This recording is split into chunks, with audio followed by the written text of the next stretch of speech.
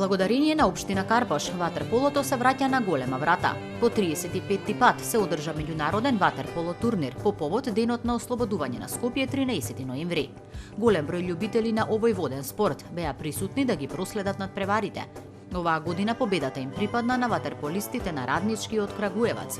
Домаќин на овој турнир беше ватерполо клубот Бета од општина Карпош, кој годинава и покрај одличната игра. Сепак се пласираше на второто место. Па еве веќе 35 години поред, по повод 13 ноември, денот на ослободување на град Скопје, се организира овој турнир. Претходно го организираа други клубови, сега во организација на ватерполо клубот Бета.